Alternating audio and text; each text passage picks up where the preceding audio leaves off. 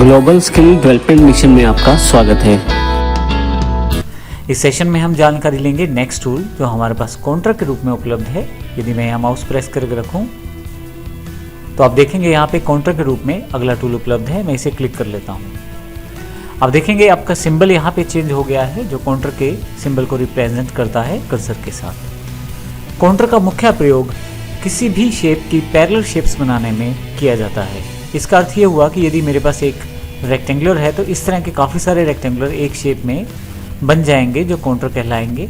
उसके पश्चात उसके साथ काफ़ी सारे ऑप्शन जुड़े हुए हैं जिनका प्रयोग करके हम डिफरेंट टाइप के डिज़ाइंस क्रिएट कर सकते हैं। तो आइए शुरू करते हैं। सबसे पहले हमारे पास यदि देखें तो एक सिंबल रेक्टेंगल है जिसके अंदर लाल रंग रेड कलर है और बाहर ब्लू कलर का आउटलाइन है। और जैसे ही मैं यहाँ क्लिक करता हूँ मेरे पास एक स्लाइडर अवेलेबल हो जाता है जो काउंटर को रिप्रेजेंट करता है। और आप देखेंगे उस पर्टिकुलर रेक्टेंगल के काफ़ी सारे अंदर की तरफ रेक्टेंगुलर बन गए हैं। जब आप काउंटर इफेक्ट का प्रयोग करते हैं तो यहाँ पे एक स्लाइडर आपके पास अवेलेबल हो जाता है।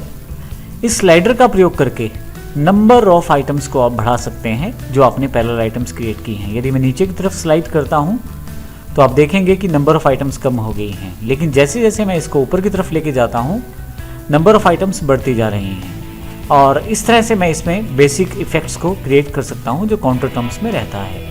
मैं यहां थोड़े से कम रेक्टेंगुलर्स क्रिएट कर लेता हूं काउंटर के रूप में ताकि हम इसके साथ जुड़े हुए बाकी ऑप्शंस को भी समझ पाएं। हमारे पास जैसे ही काउंटर पे क्लिक करते हैं आपके पास ऊपर की तरफ काफ़ी सारे ऑप्शन इससे जुड़े हुए अवेलेबल हो जाते हैं। सबसे पहले प्रीसेट्स की बात करते हैं। प्रीसेट्स में आपके पास फ्लो इनवर्ड और फ्लो आउटवर्ड के दो ऑप्शन हैं। इनवर्ड में अंदर की तरफ काउंटर क्रिएट किया जाता है जबकि आउटवर्ड में बाहर की तरफ। मैं फ्लो इनवर्ड करता हूं तो अंदर की तरफ और यहां से अगर फ्लो आउटवर्ड करता हूं तो बाहर की तरफ काउंटर को क्रिएट किया जाता है।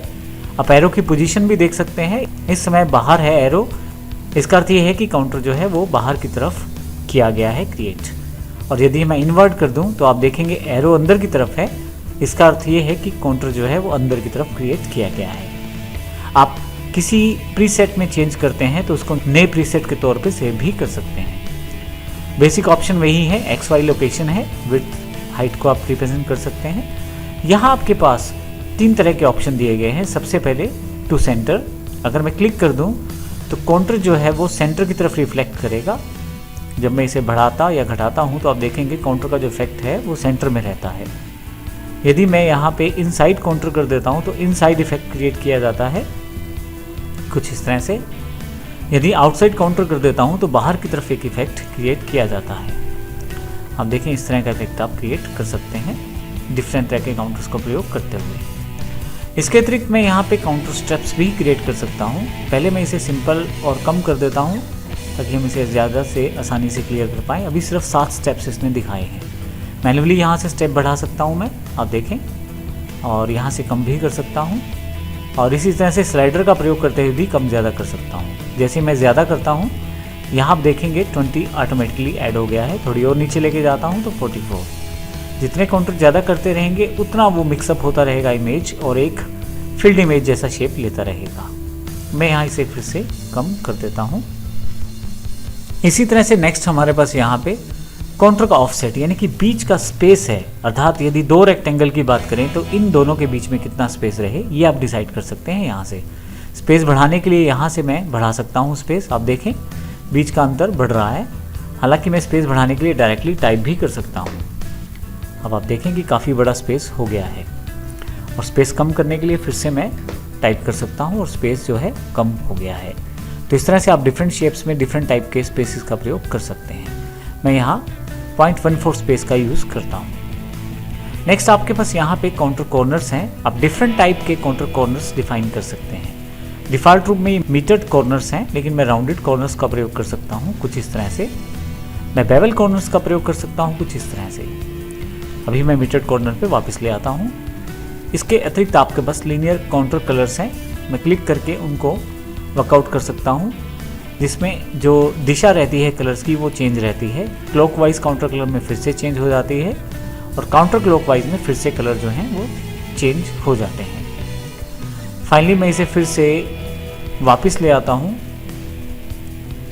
फाइनली मैं इसको क्लिक कर लेता हूँ दोबारा और फिर से यहाँ से इसे फिर से लीनियर कॉन्ट्रा कलर्स पे वापस ले आता हूँ। आपके पास यहाँ कलर दिए गए हैं आउटलाइन का और फिल्ड कलर जो अंदर की तरफ फिल किया गया है दोनों। मैं यहाँ से क्लिक करके आसानी से बाहर का जो आउटलाइन कलर है वो चेंज कर सकता हूँ और जैसा कलर चाहूँ वैसा दे सकता हूँ। क्लोज कर सकता हूँ।